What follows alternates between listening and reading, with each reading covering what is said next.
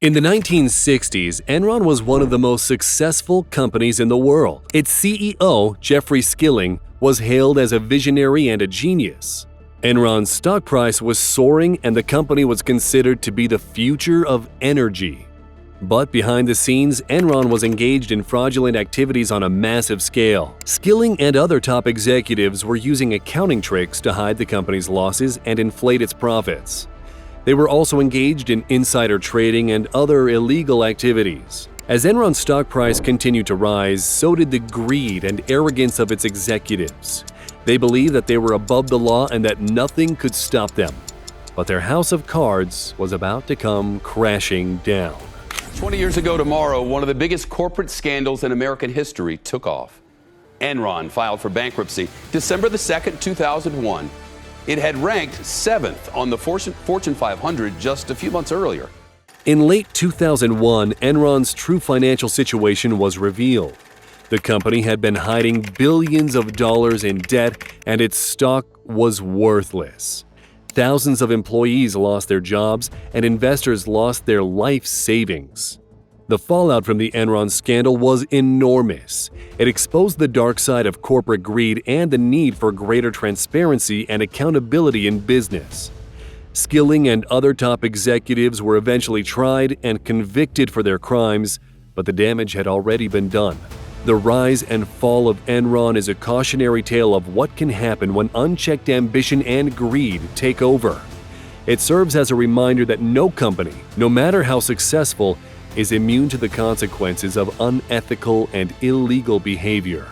Jeffrey Skilling was born in Pittsburgh, Pennsylvania in 1953. From an early age, he showed a keen interest in mathematics and science, and he excelled in his studies. Skilling attended Southern Methodist University, where he earned a degree in applied mathematics. He then went on to earn an MBA from Harvard Business School, where he was known for his academic achievements and his intense work ethic. After graduation, Skilling landed a job at McKinsey & Company, a prestigious management consulting firm. His analytical skills and his ability to think outside the box quickly made him a rising star within the company. Skilling was eventually recruited by Enron, where he quickly rose through the ranks to become the company's president and CEO in 2001. Skilling's early life and education set the stage for his success at Enron, but they also contributed to his downfall. His intense focus on numbers and his belief in the power of innovation and risk-taking led him down a dangerous path. Skilling believed that Enron was invincible, and he was willing to do whatever it took to maintain the company's high stock price, even if it meant breaking the law. Enron's fraudulent activities were as vast as they were audacious. The company, which was once one of the most respected in the world, had become a breeding ground for illegal and unethical behavior. One of Enron's most infamous schemes involved creating off-balance sheet entities that allowed the company to hide billions of dollars in debt. These entities were used to inflate Enron's profits and mislead investors about the company's true financial situation. Enron also engaged in so-called round-trip trades, in which it bought and sold electricity to itself through intermediates in order to create the illusion of high demand and drive up prices. This allowed Enron to reap huge profits while leaving consumers and investors to foot the bill. Perhaps the most shocking aspect of Enron's fraudulent activity was the complicity of its executives. CEO Jeffrey Skilling and Chairman Ken Lay were fully aware of what was going on and actively participated in the deception. They were aided by a host of other executives, accountants, and lawyers who were all too willing to turn a blind eye to the unethical and illegal practices taking place at the company.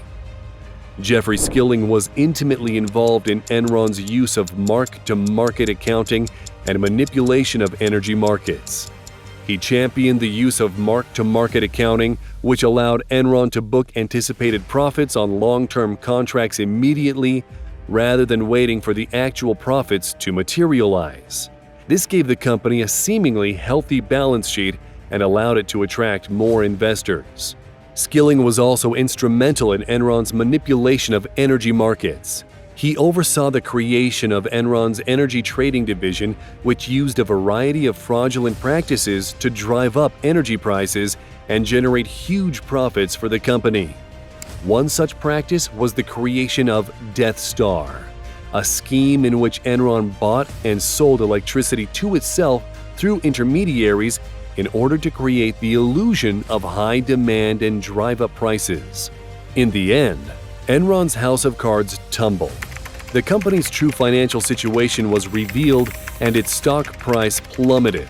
Thousands of employees lost their jobs and investors lost their life savings. The fallout from the Enron scandal was enormous, and it exposed the dark side of corporate greed and the need for greater transparency and accountability in business. The Enron trial was one of the most high-profile corporate trials in history. The trial centered on the actions of Enron executives, including CEO Jeffrey Skilling and Chairman Ken Lay, who were accused of a wide range of fraudulent activities that led to the company's collapse. The collapse of the deal between Enron and Dynegy has left Enron employees stunned, many of them wondering if they'll be getting their next paycheck. Enron filed for bankruptcy, setting off one of the biggest corporate scandals in history. The trial was a long and drawn-out affair with testimony from hundreds of witnesses and a mountain of evidence presented by both the prosecution and the defense. Skilling and Lay maintained their innocence throughout the trial, but the evidence against them was overwhelming.